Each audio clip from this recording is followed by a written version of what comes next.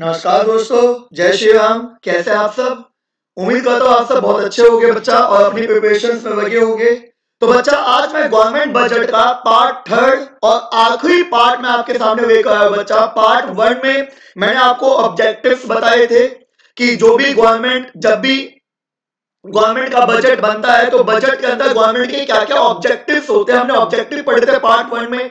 Part 2 में हमने taxes के बारे में पढ़ा था, revenue receipts, capital receipts, revenue expenditure, capital expenditure, इन सबको डिस्कस किया था हमने अच्छे तरीके से। टैक्स रिसिप्ट्स क्या होती है, नॉन टैक्स रिसिप्ट्स क्या होते हैं, सब डिस्कस किया था। और पार्ट थर्ड में बच्चा आज हम डिस्कस करने जा रहे हैं डेफिसिट के बारे में। किसके बारे में बेटा? डेफिसिट। तो आइए बच्चा अपना गवर्नमेंट बजट का आखिरी पार्ट थर्ड शुरू करते हैं। Let's start. बच्चा बात करेंगे डेफिसिट के बारे में कि बजट डेफिसिट क्या होता है। देखिए आप सबको पता होगा बच्चा, डेफिसिट का मतलब होता है घाटा। अगर मैं तरीके से बताऊं, डेफिसिट का मतलब होता है घाटा। अब घाटा कब होता है? जब गवर्नमेंट का एक्सपेंडिचर ज्यादा हो। अगर गवर्नमेंट का एक्सपेंडिचर ज्यादा है और गवर्नमेंट की रिसिप्ट्स कम है, when the expenditure is more than the receipts, तो गवर्नमेंट को फेस करना पड़ता है डेफिसिट, घाटा। ठीक है, तो यहाँ पे बेटा जी हमें 3 तरीके के डेफिसिट पढ़ने हैं। कितने? 3 तरीके के डेफिसिट हमें यहाँ पे डिस्कस करने हैं बच्चा। सबसे पहला डेफिसिट जो हम पढ़ेंगे वो पढ़ेंगे रेवेन्यू डेफिसिट। सबसे पहला डेफिसिट पढ़ा जाएगा रेवेन्यू डेफिसिट की रेवेन्यू डेफिसिट क्या होता है। सेकंड बेटा जी हम पढ़ेंगे फिस्कल डेफिसिट।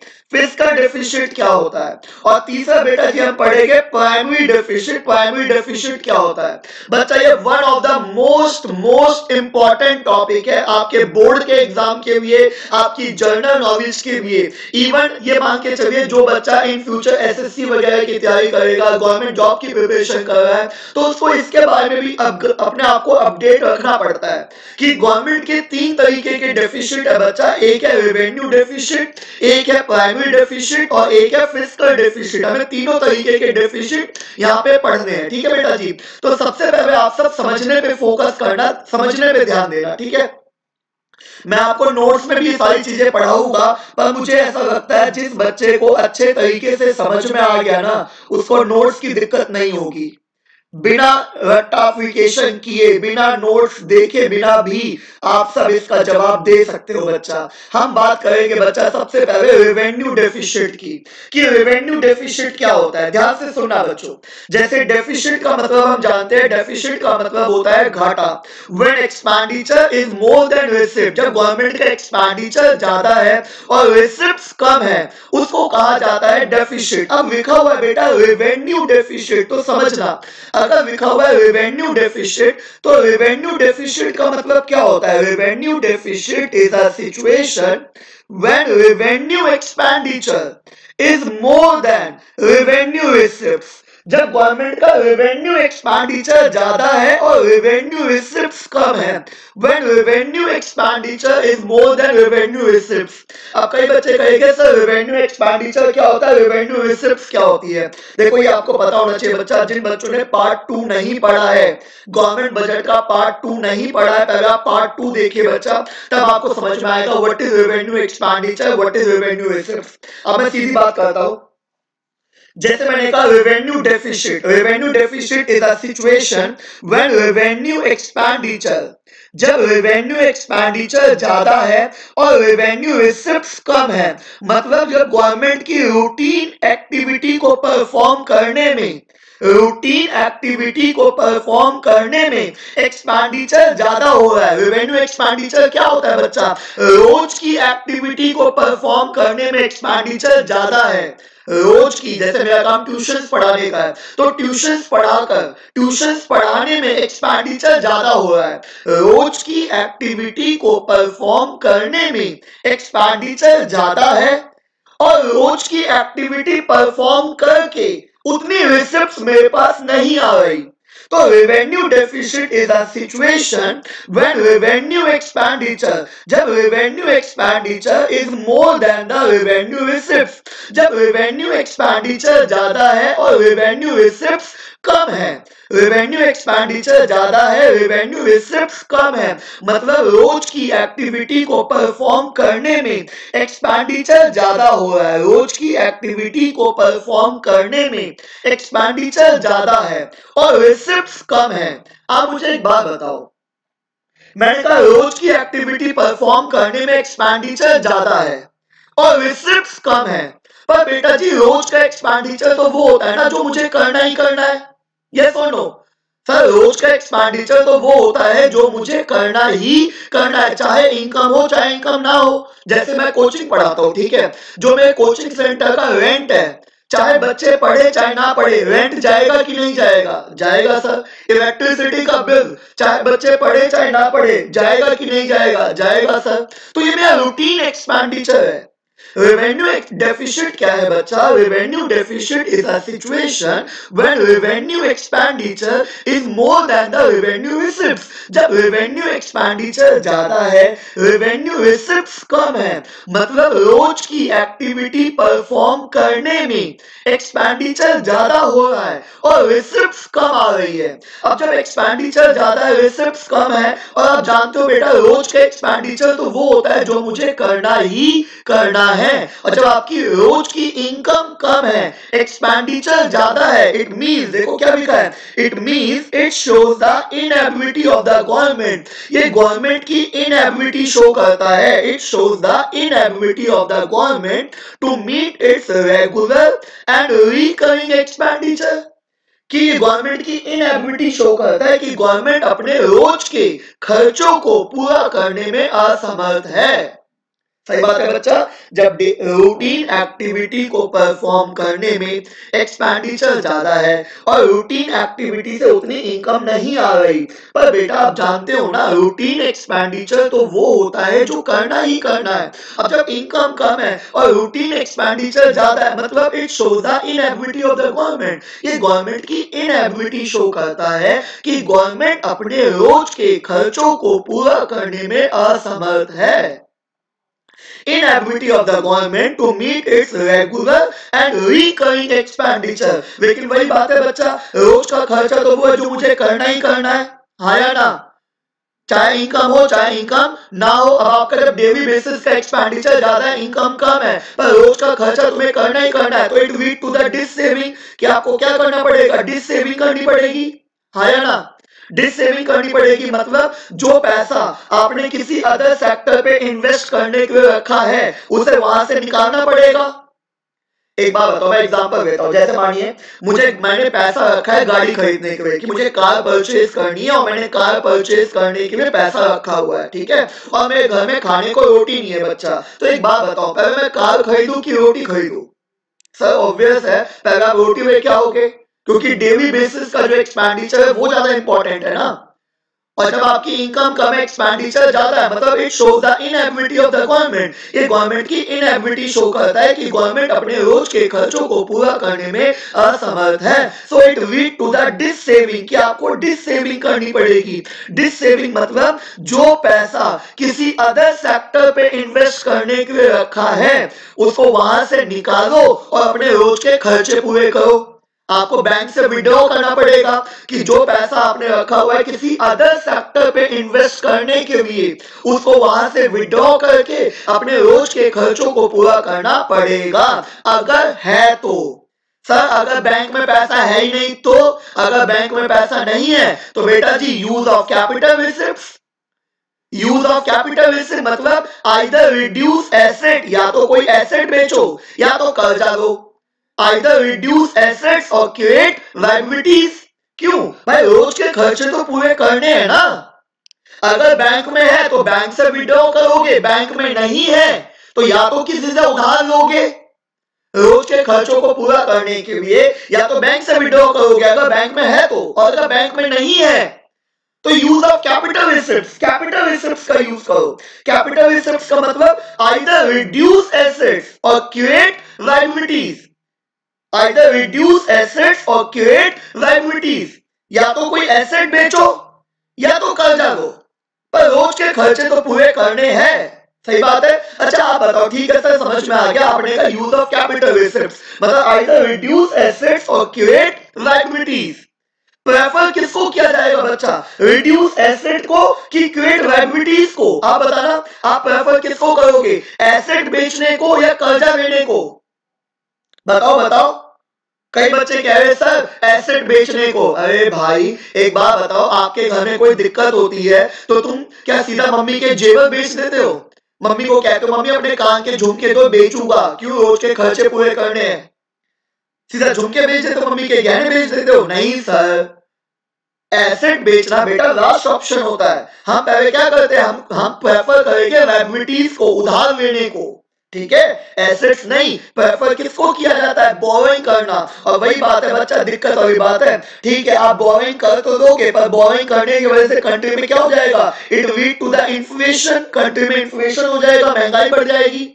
पूछो कैसे? क्योंकि बोरोइंग किससे की जाती है बेटा? बोरोइंग की जाती है ज्यादातर आरबीआई से, और आरबीआई उस बोरोइंग को कंपनसेट करता है। मतलब जो भी घाटा होता है, उस घाटे को, जो भी डेफिसिट होगा, that deficit was compensated by RBI.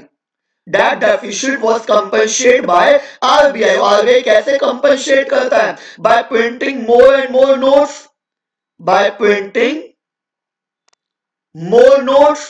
और जब आरबीआई नोट्स प्रिंट करेगा तो it increases the money supply, और जब मनी सप्लाई बढ़ जाएगी तो कंट्री में क्या होगा? इन्फ्लेशन। तो higher borrowing lead to the inflation in the economy. आप बोरोइंग कर तो दोगे, पर बोरोइंग किससे की जाती है? आरबीआई से। आरबीआई कैसे देता है? बाय प्रिंटिंग मोर नोट्स, और जब नोट्स प्रिंट करेगा तो मनी सप्लाई बढ़ेगी, कंट्री में इन्फ्लेशन होगा, महंगाई बढ़ेगी, और जब महंगाई बढ़ेगी तो it give the warning signal to the government. ये गवर्नमेंट को वार्निंग देगा कि भाई आइदर रिड्यूस एक्सपेंडिचर, या तो अपने खर्चे कम कर दो या अपनी इनकम बढ़ा दो। आइदर reduce expenditure और increase revenue, otherwise आप किस में फंस रहे हो? आप फंसते जा रहे हो, बोरिंग करते जाओगे, आप फंस जाओगे डेप्ट ट्रैप में। किस में फंस जाओगे बेटा जी? डेप्ट ट्रैप। सर ये डेप्ट ट्रैप क्या होता है बेटा? अभी थोड़ा सा इंतजार कीजिए, बताऊंगा। तो अभी आप समझे, दोबारा से मैं रिपीट करता हूं। हमने कहा तीन तरीके के डेफिसिट हमें पढ़ने हैं, revenue deficit, primary deficit, fiscal deficit. सबसे पहले हमने बात की रेवेन्यू डेफिसिट की। मैंने कहा revenue deficit is a situation when revenue expenditure is more than the revenue receipts. जब गवर्नमेंट का रेवेन्यू एक्सपेंडिचर ज्यादा है, मतलब रूटीन एक्टिविटी परफॉर्म करने में एक्सपेंडिचर ज्यादा है और रिसीव्ड्स कम है। पर रूटीन एक्सपेंडिचर तो वो होता है जो मुझे करना ही करना है। अब इनकम कम है, एक्सपेंडिचर ज्यादा है, मतलब it shows the inability of the government. ये गवर्नमेंट की इनएबिलिटी शो करता है कि गवर्नमेंट अपने रोज के खर्चों को पूरा करने में असमर्थ है। पर रोज के खर्चे तो बेटा जी वो है जो मुझे करने ही करने हैं, चाहे इनकम हो चाहे इनकम ना हो। So it lead to the dissaving, की डिस सेविंग करनी पड़ेगी। मतलब जो पैसा किसी अदर सेक्टर पे इन्वेस्ट करने के लिए रखा है, उसे वहां से निकाल कर अपने रोज के खर्चे पूरे करने पड़ेंगे, अगर है तो। अगर बैंक में नहीं है तो बेटा यूज ऑफ कैपिटल रिसिप्ट, मतलब आइदर रिड्यूस एसेट और क्रिएट लायबिलिटीज, या तो एसेट बेचो या तो कर्जा दो। सर प्रेफर किसको करेंगे? कर्जा लेने को, एसेट बेचने को नहीं, कर्जा लेने को। पर कर्जा दोगे और इससे कंट्री में क्या हो जाएगा? इन्फ्लेशन। क्यों? क्योंकि कर्जा किससे दिया जाता है? ज्यादातर आरबीआई से, और आरबीआई कैसे देता है? By printing notes. तो मनी सप्लाई बढ़ती है, इन्फ्लेशन होता है। So it give the warning signal to the government. ये गवर्नमेंट को वार्निंग सिग्नल देगा कि भाई या तो खर्चे कम कर दो या इनकम बढ़ा दो। आप यहाँ पे नोट्स में देख सकते हो बच्चा, तरीके से सारी चीज लिखी हुई है। रेवेन्यू डेफिसिट क्या है? It is a situation when revenue expenditure is more than the revenue receipts during an accounting year। जब revenue expenditure ज्यादा है और revenue receipts कम है, तो इसके implications क्या है? देखो ध्यान से पढ़ो अपने आप। It shows the inability of the government। ये गवर्नमेंट की inability शो करता है to meet its regular and recurring expenditure, कि गवर्नमेंट अपने रोज के खर्चों को पूरा करने में असमर्थ है। So it lead to the dis saving करनी पड़ेगी, which mean government has to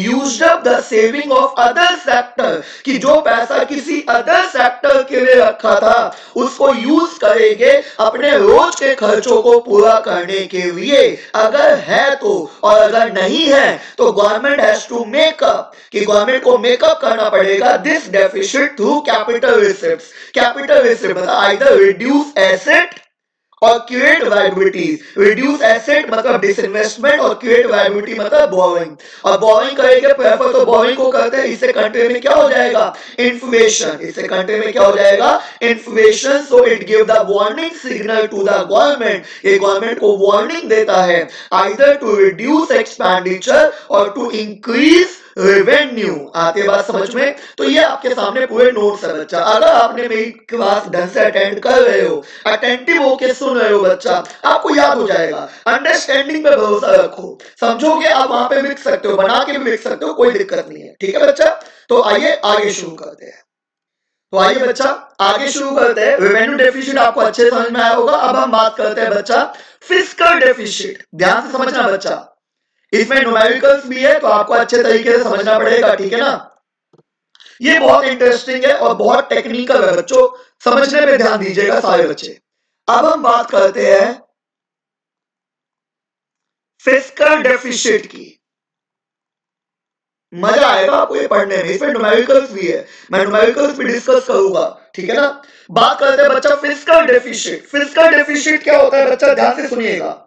जब अभी हमने पढ़ा डेफिसिट का मतलब क्या है, डेफिसिट का मतलब होता है जब गवर्नमेंट का एक्सपेंडिचर ज्यादा होता है और जब रिसिप्ट्स कम होती है। When expenditure is more than receipts that is known as deficit.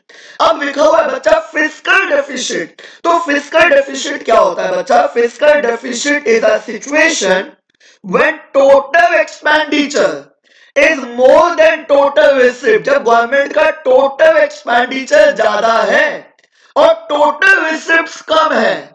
When total expenditure, ध्यान से समझना, बहुत अच्छा टॉपिक है, बहुत आराम से समझेंगे।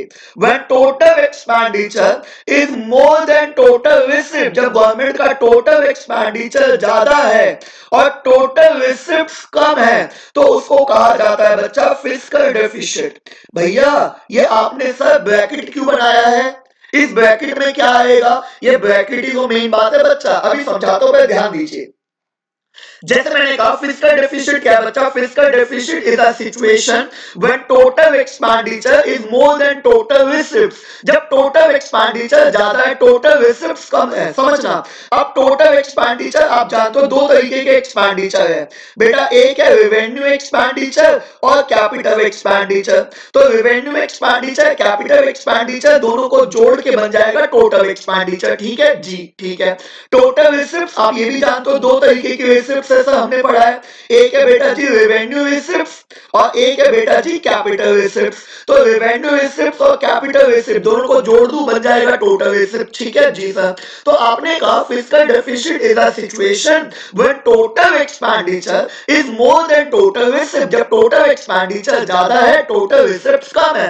टोटल एक्सपेंडिचर दो तरीके के एक्सपेंडिचर है sir, revenue expenditure and capital expenditure. Total receipts दो तरीके के रिसिप्ट्स है, रेवेन्यू रिसिप्ट और कैपिटल रिसिप्ट। ठीक है, अब बच्चा मुझे एक चीज का जवाब दो, जैसे मैंने कहा जब टोटल एक्सपेंडिचर ज्यादा है, टोटल रिसिप्ट्स कम है तो गवर्नमेंट को घाटा होगा, यस और नो, बताओ बताओ। जब टोटल एक्सपेंडिचर ज्यादा है, टोटल रिसिप्ट्स कम है तो गवर्नमेंट को घाटा होगा, जी सर घाटा होगा। जब गवर्नमेंट को घाटा होगा तो गवर्नमेंट क्या करेगी सर, अगर बैंक में पड़े तो बैंक से विड्रॉ करेगी और अगर बैंक में नहीं है तो यूज ऑफ कैपिटल रिसिप्ट्स। पढ़ा था हमने अभी पीछे कि हाँ sir use of capital receipt मतलब आइदर रिड्यूस एसेट और क्रिएट लायबिलिटीज, है ना। प्रेफर किसको किया जाता है सर, लायबिलिटीज को। मतलब अगर गवर्नमेंट को घाटा होगा तो गवर्नमेंट मजबूरी में क्या करेगी सर, अगर गवर्नमेंट को घाटा होगा तो गवर्नमेंट को क्या करना पड़ेगा, बोरोइंग करनी पड़ेगी, यस और नो। अगर गवर्नमेंट को घाटा होगा तो गवर्नमेंट को क्या करनी पड़ेगी सर, बोरोइंग करनी पड़ेगी, क्योंकि प्रेफर तो उधार लेने को करते हैं। ठीक है सर। अच्छा बच्चा कितनी बोरोइंग करेंगे, कितना उधार लेंगे, बताओ सोचो सोचो, बताओ बताओ सोचो सर। जितना घाटा होगा, अगर घाटा 10,000 का है तो बोरोइंग भी कितनी करूंगा, 10,000 की। घाटा अगर 20,000 का है तो बोरिंग भी कितनी करूंगा? 20,000 की।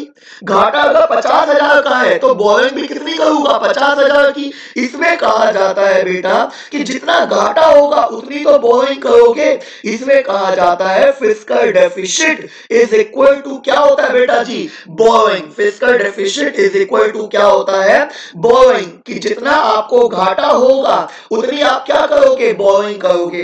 कि अगर आपको घाटा 10 का है, 10,000 का, तो आपने उधार भी कितने लिए होंगे? 10,000। और अगर आपने 10,000 उधार लिए हैं तो मतलब आपको घाटा भी कितने का हुआ होगा? 10,000 का। तो fiscal deficit is equal to borrowing. ठीक है ना?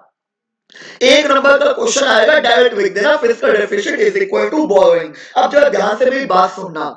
कई बच्चे के मन में डाउट आएगा, सर ठीक है आपने कहा कि जब गवर्नमेंट का टोटल एक्सपेंडिचर, ध्यान से सुनना बच्चों, जब गवर्नमेंट का टोटल एक्सपेंडिचर ज्यादा है, टोटल रिसिप्ट्स कम है, तो गवर्नमेंट को घाटा हुआ। उस घाटे के गवर्नमेंट ने बोरिंग की। ठीक है, कितनी बोरिंग की? जितना घाटा हुआ। अगर घाटा 10,000 का है तो बोरिंग भी 10,000। घाटा अगर 20,000 का है तो बोरिंग भी 20,000। घाटा अगर 50,000 का है तो बोरिंग भी 50,000। तो आपने लिख दिया fiscal deficit is equal to borrowing. आपने ये बात सीधी सीधी लिख दी। मैंने कहा जी बेटा जी। तो बच्चा कहता है एक बात बताओ सर, अभी जो आपने ऊपर पढ़ाया था रेवेन्यू डेफिसिट, अभी जब आपने रेवेन्यू डेफिसिट पढ़ाया था तो आपने वहां भी तो कहा था कि गवर्नमेंट को घाटा होगा, कि तो गवर्नमेंट ने बोरिंग की। हायर बोरिंग की वजह से कंट्री में इन्फ्लेशन हुआ। तो आपने यहां पर क्यों नहीं लिखा? आप यहां भी लिख देते revenue deficit is equal to borrowing. आपने यहां क्यों नहीं लिखा? बेटा जी यहां मत लिख देना।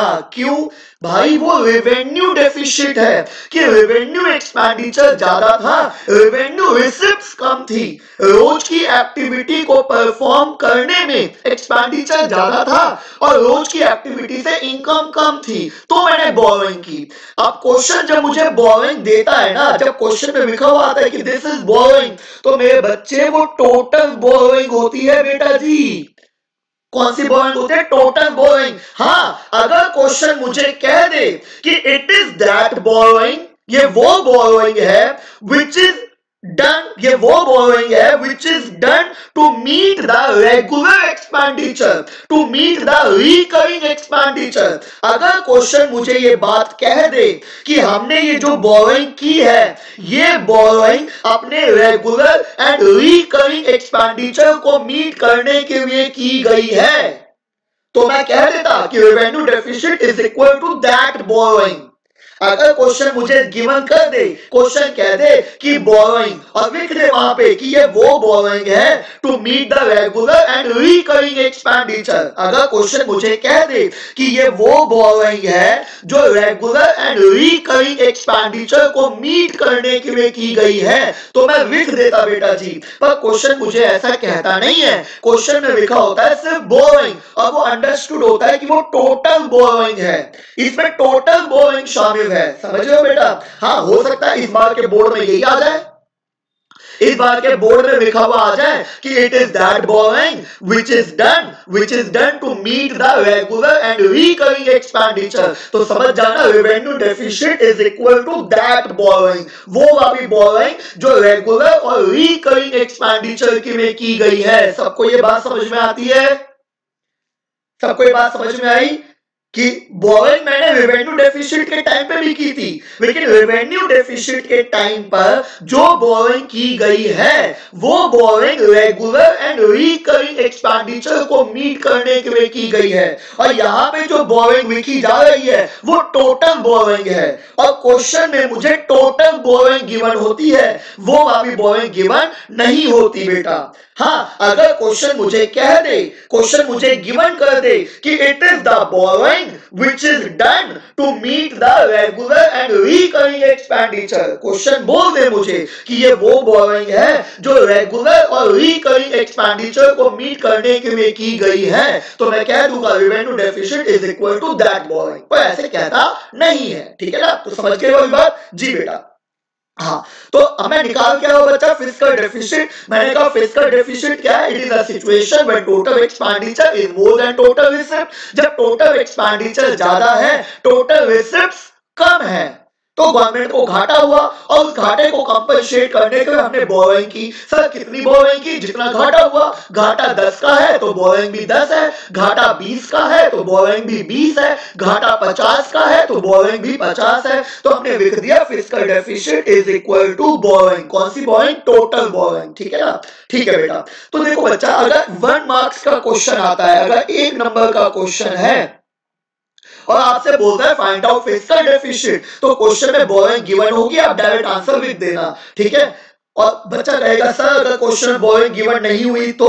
अगर बोरोइंग गिवन नहीं हुई तो बच्चा वो क्वेश्चन बहुत आसान है, क्योंकि क्वेश्चन आपको घुमाएगा ही कैसे? बोरोइंग की वजह से। ठीक है? तो अगर 1 मार्क्स का क्वेश्चन है तो डायरेक्ट लिख देना, कोई दिक्कत नहीं है। पर अगर 3 मार्क्स का क्वेश्चन है तो आपको सोचना पड़ेगा। जब समझो, अगर 3 मार्क्स का न्यूमेरिकल आ गया तो आपको प्रॉपर सॉल्व करना पड़ेगा। हम कैसे करेंगे? हम लिखेंगे fiscal deficit is equal to total expenditure minus total receipt. अब बच्चे कहेंगे सर ब्रैकेट में क्या आएगा ये तो बता दो। अरे रुक बेटा, बताने जा रहा हूं। समझो, 3 मार्क्स का क्वेश्चन है तो हमने लिखा fiscal deficit equal to total expenditure minus total receipt. अगर टोटल एक्सपेंडिचर साफ साफ दिया है ठीक है, नहीं दिया तो हमें पता है रेवेन्यू एक्सपेंडिचर, कैपिटल एक्सपेंडिचर, इन दोनों को जोड़कर बन जाएगा टोटल एक्सपेंडिचर। यहां मुझे कोई दिक्कत नहीं है बेटा जी, मुझे दिक्कत है टोटल रिसिप्ट्स में। टोटल रिसिप्ट में 2 चीज है, रेवेन्यू रिसिप्ट और कैपिटल रिसिप्ट। रेवेन्यू रिसिप्ट और कैपिटल रिसिप्ट। अब आप समझना बच्चा, देखो मुझे एक बात बताओ, हम फाइंड आउट क्या कर रहे हैं? बताओ। कई बच्चे कहेंगे सर फिस्कल डेफिसिट, मैं कहूं नहीं, हम फाइंड आउट कर रहे हैं बोरोइंग। मैं कह सकता हूं यस और नो? भाई fiscal deficit is equal to borrowing है तो मैं कह दूं मैं क्या फाइंड आउट कर रहा हूं? मैं फाइंड आउट कर रहा हूं बोरोइंग। मैं क्या फाइंड आउट कर रहा हूं? बोरोइंग। ठीक है सर। अब आपको पता है जो चीज हम फाइंड आउट करते हैं इसका मतलब वो चीज गिवन नहीं है, वो चीज मुझे पता नहीं है ना? जी सर। तो मैं फाइंड आउट कर रहा हूं बोरोइंग और मैं एक चीज जानता हूं, क्या? ये जो टोटल रिसिप्ट्स है ना बच्चा, इस टोटल रिसिप्ट्स के अंदर ये जो कैपिटल रिसिप्ट्स है, टोटल रिसिप्ट में जो कैपिटल रिसिप्ट है, कैपिटल रिसिप्ट में बोरोइंग पहले से इंक्लूड होती है। हाँ या ना? कैपिटल रिसिप्ट क्या होती है? आइदर रिड्यूस एसेट और क्रिएट लायबिलिटीज। देखो मैं फाइंड आउट कर रहा हूं बोरोइंग, अब मैंने लिखा total expenditure minus total receipt. Total expenditure में मुझे कोई दिक्कत नहीं है, दिया है ठीक है, नहीं दिया रेवेन्यू एक्सपेंडिचर कैपिटल एक्सपेंडिचर दोनों को जोड़ा, टोटल एक्सपेंडिचर आ गया, कोई दिक्कत नहीं है। पर अगर बात को टोटल रिसिप्ट की तो मैं जानता हूं ये जो टोटल रिसिप्ट है ना, टोटल रिसिप्ट के अंदर ये जो कैपिटल रिसिप्ट है, टोटल रिसिप्ट के अंदर जो कैपिटल रिसिप्ट है, कैपिटल रिसिप्ट में बोरोइंग पहले से इंक्लूड होती है। तो एक बात बताओ, तुम बोरोइंग को फाइंड आउट कर रहे हो और बोरोइंग यहाँ पे पहले से इंक्लूड है तो क्या आंसर आएगा? बताओ कुछ आंसर आएगा? नहीं सर, तो आंसर आएगा ही नहीं। तो क्या करो, इस टोटल रिसिप्ट के में से क्या करो, बोरोइंग हटा दो बच्चा, तभी यहाँ पे लिखा जाएगा क्या?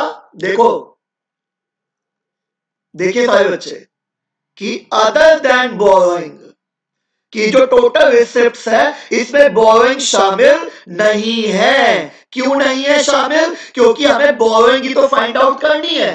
तो अब आपके ऊपर आप न्यूमेरिकल कैसे सॉल्व करोगे? आप क्या करो, रेवेन्यू रिसिप्ट्स और कैपिटल रिसिप्ट दोनों को जोड़ के टोटल रिसिप्ट बनाओ। फॉर एग्जांपल टोटल रिसिप्ट आपकी 1000 की आ गई, ठीक है, और आपको बोरोइंग गिवन कर रखी थी 200 की, तो टोटल रिसिप्ट 1000 की आ गई, बोरोइंग 200 की है, तो टोटल रिसिप्ट में से बोरोइंग हटा दो, टोटल रिसिप्ट में से बोरोइंग हटा दो। अब कितना बचा? 800। ये जो 800 की टोटल रिसिप्ट है वो तुम यहां मेंशन करो, ठीक है ना? या तो आप क्या करो, कैपिटल रिसिप्ट में से बोरोइंग पहले ही हटा दो, या आपके ऊपर आपको कैसे करना है, आप रेवेन्यू रिसिप्ट कैपिटल रिसिप्ट दोनों को जोड़कर टोटल रिसिप्ट बनाओ और उसमें से बोरोइंग हटा दो, फिर जो बचे वो यहां पे लिखो, ठीक है?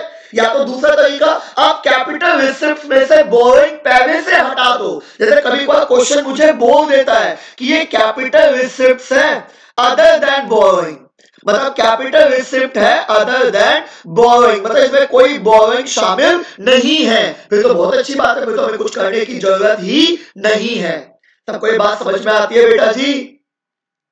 Fiscal deficit is a situation when total expenditure is more than the total receipt. जब total expenditure ज्यादा है, total receipts कम है। जब total expenditure ज्यादा है, total receipts कम है, तो गवर्नमेंट को घाटा होगा। उस घाटे के लिए गवर्नमेंट क्या करेगी? बोरोइंग करेगी। सर कितनी बोरोइंग करेगी? बेटा जितना घाटा होगा। अगर घाटा 10 का है तो बोरोइंग भी 10 की है, घाटा 20 का है तो बोरोइंग भी 20 की है, घाटा 50 का तो बोरोइंग भी 50 की है। तो हमने लिख दिया fiscal deficit is equal to borrowing. मैंने कहा 1 मार्क्स का क्वेश्चन आएगा तो आप डायरेक्ट लिख देना fiscal deficit is equal to borrowing, but अगर 3 मार्क्स का क्वेश्चन है तो तरीके से सॉल्व करना पड़ेगा।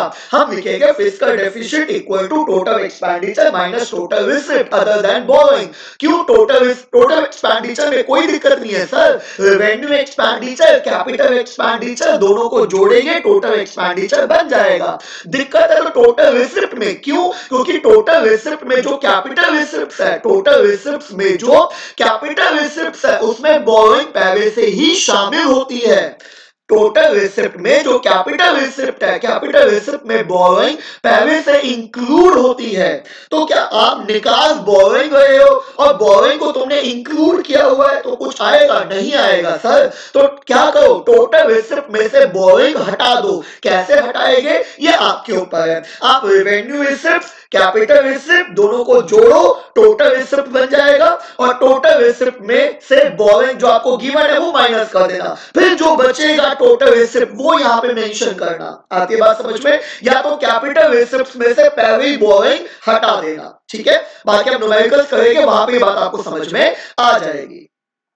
आती है बच्चा बात समझ में? एक बार नोट्स में इसको पढ़ा देता हूं, इसके कुछ इंप्लीकेशंस देखिए। फिस्कल डेफिसिट, थोड़ा ध्यान से बच्चा, it is a situation when total expenditure is more than the total receipt. जब टोटल एक्सपेंडिचर ज्यादा है, टोटल रिसिप्ट कम है। और ब्रैकेट में क्या लिखेंगे? Other than borrowing. ये बहुत इंपॉर्टेंट है, अदर देन बोरोइंग। क्यों? क्योंकि हमें पता है fiscal deficit is equal to क्या होता है? इज इक्वल टू होता है सर बोरोइंग। तो टोटल रिसिप्ट में जो कैपिटल रिसिप्ट होती है उसमें बोरोइंग शामिल होनी नहीं चाहिए, ठीक है ना? अब एक बात बताओ बच्चा, इसका जो सबसे बड़ा इंपैक्ट है बच्चों वो है डेब्ट ट्रैप।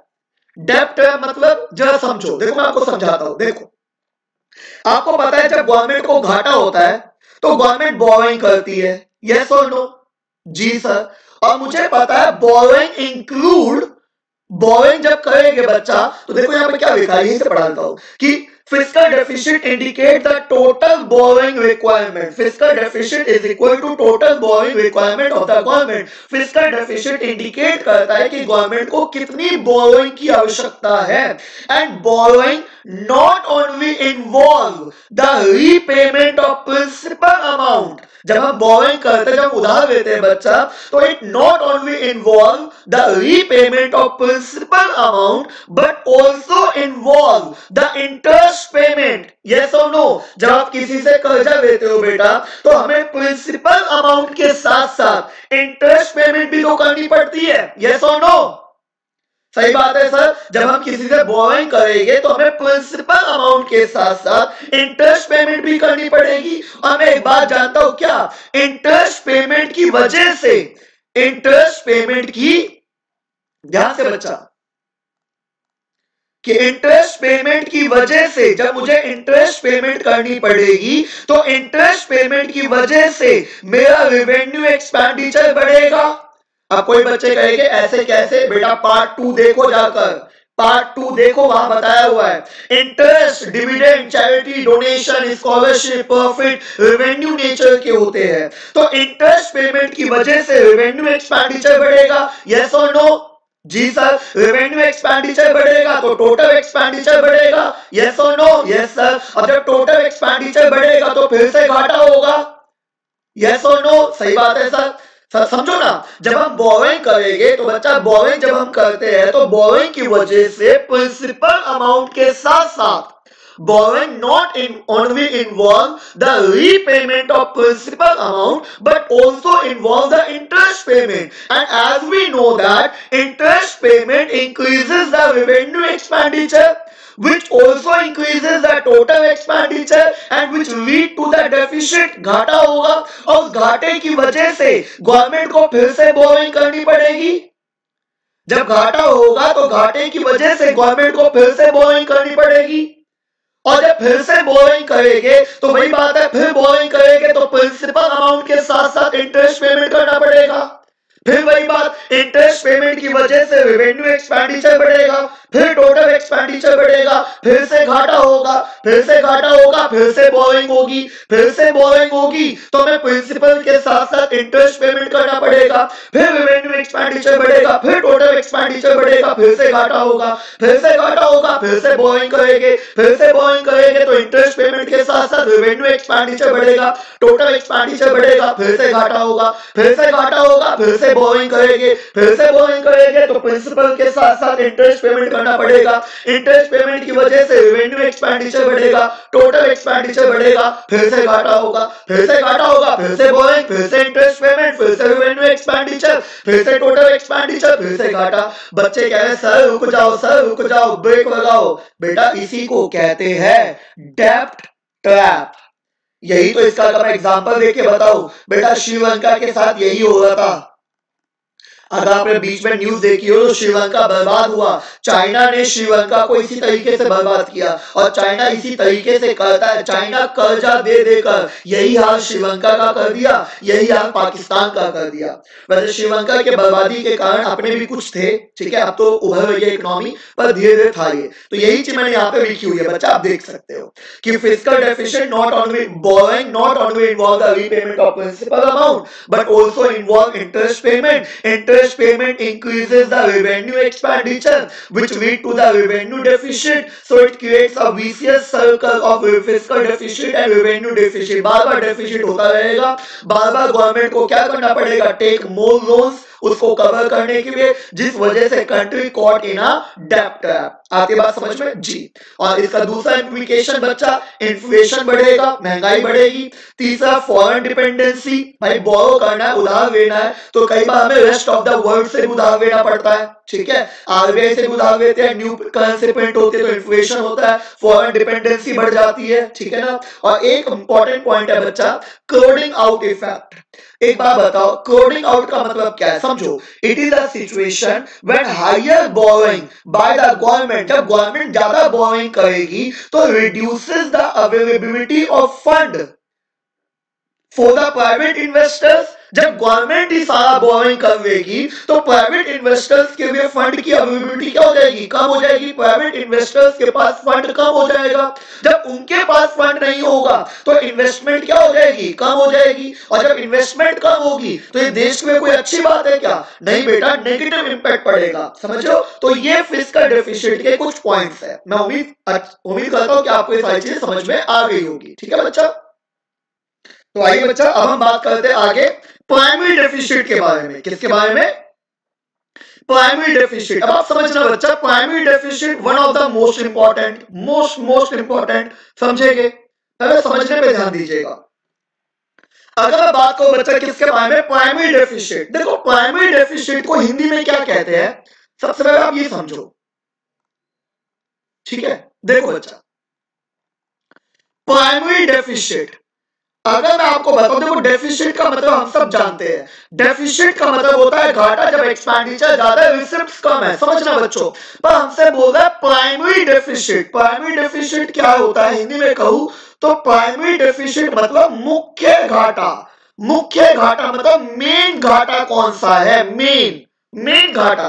बच्चा अभी आप सबने एक चीज पढ़ी, डेब्ट ट्रैप। क्या था कि जब गवर्नमेंट को घाटा होता है तो गवर्नमेंट बोरोइंग करती है, और हमने पढ़ा borrowing not only involve the repayment of principal amount, कि borrowing not only involve the repayment of principal amount but also involve the interest payment. पढ़ा कि नहीं पढ़ा, जी सर पढ़ा। और हमने पढ़ा इंटरेस्ट पेमेंट की वजह से रेवेन्यू एक्सपेंडिचर बढ़ा, जिसकी वजह से टोटल एक्सपेंडिचर बढ़ा, जिसकी वजह से हमें घाटा हुआ, हमने फिर बोरोइंग की। लेकिन मुझे एक बात बताओ बच्चा, इंटरेस्ट पेमेंट की वजह से अगर आपको घाटा हुआ, समझना, इंटरेस्ट पेमेंट की वजह से, कि भाई इंटरेस्ट पेमेंट करना पड़ता था हमें, इंटरेस्ट पेमेंट की वजह से हमें घाटा हुआ, और इंटरेस्ट पेमेंट की वजह से तुमने बोरोइंग की है, इंटरेस्ट पेमेंट की वजह से हमने बोरोइंग की। बेटा ये मुख्य घाटा है, बताओ, ये मेन घाटा है भाई। सीधी सी बात है, अगर प्रीवियस ईयर में तुमने कोई बोरोइंग की थी,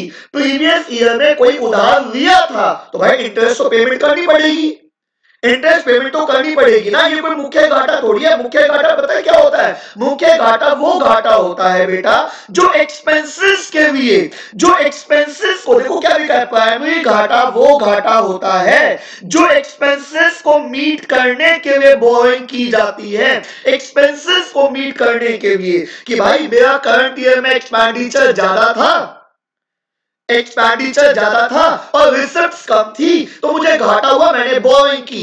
इंटरेस्ट पेमेंट की वजह से अगर तुमने कोई बोरोइंग की है तो वो कोई मुख्य घाटा है क्या? नहीं बेटा जी। और देखो इधर जो आप यहां लिखते हो ना, ये बोरोइंग, मैंने आपको बताया था बच्चों, ये बोरोइंग कौन सी बोरोइंग होती है? Total borrowing. इसमें दोनों बोरोइंग है, इंटरेस्ट पेमेंट के लिए जो तुमने बोरोइंग की वो भी, और एक्सपेंसेस को मीट करने के लिए भी तुमने बोरोइंग की वो भी। तो इंटरेस्ट पेमेंट के लिए अगर तुमने कोई बोरोइंग की है तो वो कोई मुख्य घाटा नहीं है। मुख्य घाटा होता है एक्सपेंसेस को मीट करने के लिए जो बोरोइंग की गई है। तो मैं क्या करूंगा, इस टोटल बोरोइंग में से, इस टोटल बोरोइंग में से वो बोरोइंग हटा दो, टोटल बोरोइंग में से वो बोरोइंग हटा दो जो इंटरेस्ट पेमेंट के में की गई है। समझ रहे हो ना? देखो यहाँ पे तभी इसका ये फॉर्मूला बनता है। अब कई बच्चे फॉर्मूला समझेंगे, लॉजिक समझो कि fiscal deficit minus interest payment, मतलब ये फिस्कल डेफिसिट का यहाँ पे मतलब क्या है बच्चा? यहाँ पे फिस्कल डेफिसिट मतलब टोटल बोरोइंग में से, फिस्कल डेफिसिट का मतलब क्या है?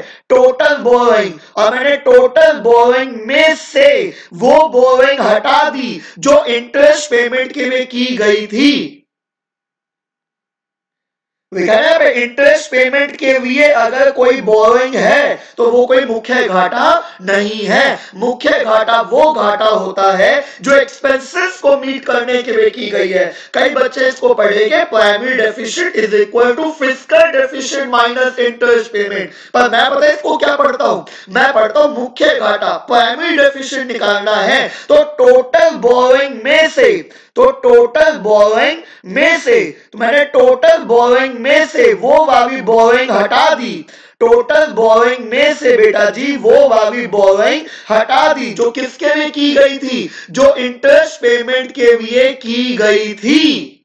टोटल बोरोइंग में से वो वाली बोरोइंग हटा दो, टोटल बोरोइंग में से वो वाली बोरोइंग हटा दो जो इंटरेस्ट पेमेंट के लिए की गई थी। अब सिर्फ वो बोरोइंग बची है जो एक्सपेंसेस को मीट करने के लिए की गई है। आती है बात समझ में? ये मुख्य घाटा है। अब इस पर कई बार देखो हमसे ऐसे पूछता है, जैसे कहता है जीरो प्राइमरी डेफिसिट क्या होता है? पहले आप समझो, आंसर मत देखो।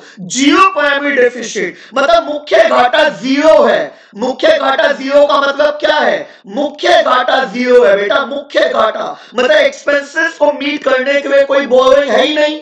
जैसे होता क्या, देखो प्राइमरी डेफिसिट कैसे निकाला? Fiscal deficit minus interest payment, है ना?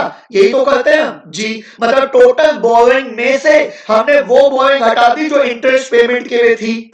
टोटल बोरोइंग में से वो बोरोइंग हटा दी जो इंटरेस्ट पेमेंट के लिए थी। अब बचा क्या है? अब बचा है सर वो बोरोइंग जो एक्सपेंसेस को मीट करने के लिए की गई है। अब हमसे बोल रहे हैं जीरो प्राइमरी डेफिसिट, मुख्य घाटा जीरो है, मतलब एक्सपेंसेस को मीट करने के लिए कोई बोरोइंग नहीं है। जितनी भी बोरोइंग है वो इंटरेस्ट पेमेंट के लिए है। सोचो ना, प्राइमरी डेफिसिट जीरो मतलब जीरो कब आएगा? मानो 100 माइनस 100 करूंगा तभी तो जीरो आएगा, या 200 माइनस 200 करूंगा, मतलब जितनी भी टोटल बोरोइंग है वो सारी बोरोइंग किसके लिए है? इंटरेस्ट पेमेंट के लिए। जितनी भी बोरोइंग है सारी बोरोइंग किसके लिए है? इंटरेस्ट पेमेंट के लिए। आती है बच्चा बात समझ में सबको? अच्छा, ऐसा हो सकता है बच्चों, क्या आप मुझे बताना, क्या ऐसा हो सकता है primary deficit is equal to fiscal deficit? इसका जवाब मुझे आप कमेंट बॉक्स में बताओगे। अगर ऐसा हो सकता है तो व्हेन, ऐसा कब होगा, इसका जवाब मुझे कमेंट बॉक्स में देना। देखो आप सब जवाब देते नहीं हो बेटा, बस यही थोड़ा मेरे को डीमोटिवेशन है, थोड़ा सा मोटिवेट कीजिए, ठीक है, जितना ज्यादा हो सके आप जवाब दिया कीजिए, कमेंट में बताया कीजिए आंसर्स को, अपने दोस्तों से शेयर करो। बहुत सारे बच्चे ऐसे अभी भी सब्सक्राइब नहीं करते, पर चलिए कोई बात नहीं, भगवान आपको अच्छे नंबर से पास करवाए, अच्छे नंबर आए 100 में से 100। आइए प्राइमरी डेफिशिएंट डिस्कस कर लेते हैं एक बार। आइए बच्चा देखिए प्राइमरी डेफिशिएंट क्या है। Primary deficient it refers to the difference between fiscal deficient of the current year and interest payment on the previous borrowing. मतलब टोटल बोरोइंग जो आपने इस ईयर की है, उस टोटल बोरोइंग में से इंटरेस्ट पेमेंट वाली बोरोइंग हटा दो। टोटल बोरोइंग में से करंट ईयर में जो बोरोइंग हुई है, टोटल बोरोइंग में से इंटरेस्ट पेमेंट वाली बोरोइंग हटा दो। प्राइमरी डेफिशिएंट देखो लिखा है ना, it indicates how much of the government borrowing, कि गवर्नमेंट की कितनी borrowing are going to meet expenses other than the interest payment, other than the interest payment, and the difference between fiscal deficit and primary deficit shows the amount of interest payment। ये तो आप समझ गए होंगे, ठीक है ना, जैसे हम करते नहीं ऐसे, हम लिखते हैं primary deficit is equal to fiscal deficit minus interest payment. अब ये माइनस इधर से आ जाएगा और ये इधर आ जाएगा, तो इंटरेस्ट पेमेंट की वैल्यू क्या बचती है बच्चों, interest payment fiscal deficit minus primary deficient. मतलब मैंने टोटल बोरोइंग में से एक्सपेंसेस के लिए की गई बोरोइंग हटा दी, इसका मतलब टोटल बोरोइंग है, टोटल बोरोइंग में से प्राइमरी डेफिशिएंट मुख्य घाटा एक्सपेंसेस वाली बोरोइंग हटा दी, तो कौन सी बची, इंटरेस्ट पेमेंट के लिए जो की गई है, बस वो, ठीक है ना, मुख्य घाटा, ठीक है। और देखिए मैंने एक बात मैंने लिखी हुई है, अच्छा कई बार क्वेश्चन एमसीक्यू में ऐसे पूछ लेता है, कौन सा डेफिसिट इंक्लूड करता है इंटरेस्ट पेमेंट, तो इंटरेस्ट पेमेंट किसमें इंक्लूड है, फिस्कल डेफिसिट में, इसमें इंक्लूड है तभी तो हटा रहा हूं, और इसमें तो एक्सक्लूड कर रहा हूं ना, ठीक है ना जी। कि primary deficit is the root cause of fiscal deficit, is the root cause because higher interest payment on previous borrowing has increased the borrowing requirement। समझ गए, ठीक है बच्चा। अब यहाँ पे कुछ कॉन्सेप्ट है, ये आप देख सकते हैं, ठीक है। बैलेंस बजट क्या होता है, सरप्लस बजट जब रिसिप्ट्स ज्यादा है एक्सपेंडिचर कम है, डेफिसिट बजट क्या होता है, ठीक है ना, ये सारी चीजें आप यहाँ से देख सकते हैं बच्चा, ठीक है ना। ये इसका ये जो पूरा नोट्स है बच्चा, नोट्स की पीडीएफ आपको टेलीग्राम चैनल से मिल जाएगी, टेलीग्राम चैनल का लिंक डिस्क्रिप्शन बॉक्स में है, वहां से डाउनलोड कर सकते हैं, ठीक है ना बच्चा। तो मेन चीजें यही है बच्चा, यहाँ पे सारी बातें मैंने बता रखी है। बजट, अच्छा एक बार ये भी देख लीजिए, बजटरी डेफिसिट क्या होता है। अगर मुझसे कहेगा बजटरी डेफिसिट बताइए, तो बजटरी डेफिसिट याद रखना, सिंपल लिखना है, budgetary deficit total expenditure minus total receipt, total expenditure is more than total receipt. यहाँ पे कोई अदर देन बोरिंग का कोई चक्कर नहीं है, ठीक है बच्चा। Total expenditure minus total receipt, ठीक है। यहाँ पे कुछ क्वेश्चंस बता रखे हैं कि fiscal deficit always be inflationary, कि जो फिस्कल डेफिसिट करते हो आप, जैसे जो बोरिंग करते हो, क्या बोरिंग की वजह से हमेशा इन्फ्लेशन होगा, डू यू एग्री। तो आंसर कहता है, यहाँ पे देखिए कि fiscal deficit indicates the total borrowing requirement of the government, और such borrowing is financed by the RBI by printing new currency। पढ़ाया था मैंने, जिससे मनी सप्लाई बढ़ती है, कंट्री में इन्फ्लेशन होता है, ठीक है ना, पता है। But however if the borrowing are used for the infrastructure development, अगर बोरिंग को यूज किया जा रहा है इंफ्रास्ट्रक्चर को डेवलप करने के लिए, अगर बोरिंग यूज हो रही है इंफ्रास्ट्रक्चर को डेवलप करने के लिए, किसको डेवलप करने के लिए, इंफ्रास्ट्रक्चर को, तो it increases the production capacity, तो प्रोडक्शन कैपेसिटी बढ़ेगी, देश में प्रोडक्शन ज्यादा होगा, सप्लाई ज्यादा होगी, तो it need not to be inflationary, फिर वो इन्फ्लेशनरी नहीं होगा। तो आंसर करेंगे no, it is need not to be necessary that fiscal deficit always be inflationary, ठीक है ना, नोट्स में सब कुछ है प्रॉपर तरीके से, ठीक है बच्चा। तो यही पे हमारा ये जो चैप्टर है खत्म होता है बच्चा।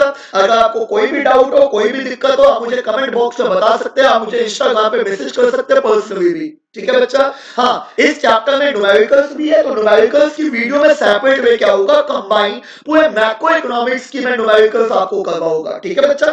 तो उम्मीद करता हूं बच्चा आपको अच्छे तरीके से समझ में आ गया होगा गवर्नमेंट बजट का टॉपिक। अगर आपको वीडियो पसंद आए तो जितना ज्यादा हो सके अपने दोस्तों का शेयर कीजिए, लाइक कीजिए, सब्सक्राइब कीजिए, थोड़ा सा मुझे सपोर्ट करोगे बच्चा तो मैं भी मोटिवेट होऊंगा और अच्छी अच्छी वीडियोस आपके लिए लेके आऊंगा, ठीक है बच्चा। तो वीडियो को यहीं पे एंड करते हैं। जय श्री राम, जय हिंद, जय भारत।